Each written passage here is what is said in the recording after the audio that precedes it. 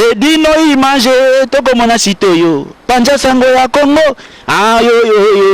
yo panja sango ya Congo edino image panja sitoyo panja sango ya Congo émission kitoko yeko talama panja sango ya Congo émission munene na kati ya Congo ozo pesi la masolo ya solo donc biso nyoso simanango 999 panja sango ya Congo edino image panja sango ya Congo babi edino image obose mokina yo kande explica bana poto babi edino image wasa ke batatu azala na ndenge nini na ndenge ya mosenge kwa edino o babi bilo okera beta bilo okera zena beta edino image tuwana site yo panza sanga ya kanga babi mosenge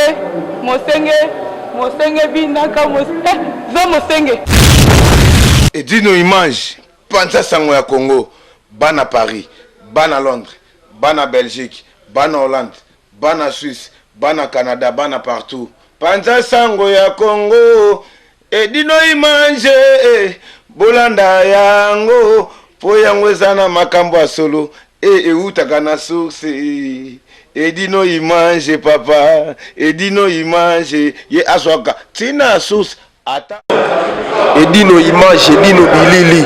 Merci Nandengo Yeba. Dimanche, tout Paris, tout le monde en a chez Losiya Sasa. À partir à minuit, dans 9-3, dans Saint-Denis. 15 rue de la poterie, Babi Show Live.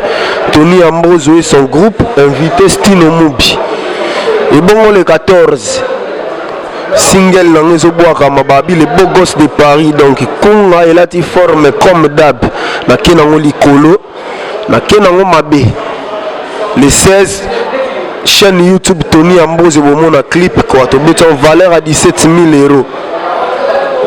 Dédié à Guigui Chanel, les beaux gosses de Paris. Pour Babi côté on a pena donc vous sentir pena que chanteur Azoyemba. Nzembo avec thème bien dissertation. Tous en a début na conclusion. Hein? Yannick Alonge. Masanangai, Yannick Ngoma, Bozela, les beaux gosses de Paris, Boyoka Mélodie, tout ça la studio, mais dimanche, Boyoka avant goût chez Losiya Zaza, dimanche, il y a lobby le 2 octobre, dans minuit, tout le monde en a, tous les staffs, CG Mamalé, Guigui Chanel, Ker Daniel, Bendanara, Petit Nangaïti, si à compte de Sa Majesté, Cindy coup d'état.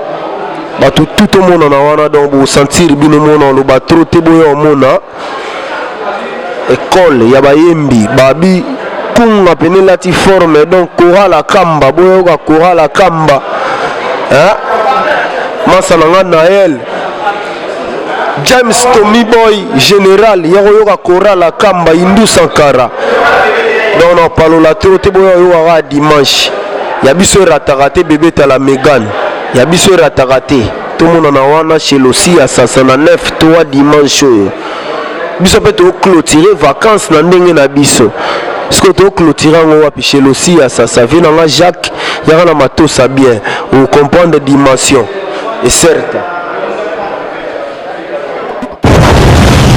mon Paris stress ya Patrick Mabe vengi mon Paris stress ya Mabe vengi Hi baby, I kufi baby grave, c'est chaud. Et là, Eyindi umela, soko yen agence hotel, veut dire umela te. Global Express, c'est Patrick Malwavengi, Vril Lion numéro 25, baby agence ya grave, agence à munene.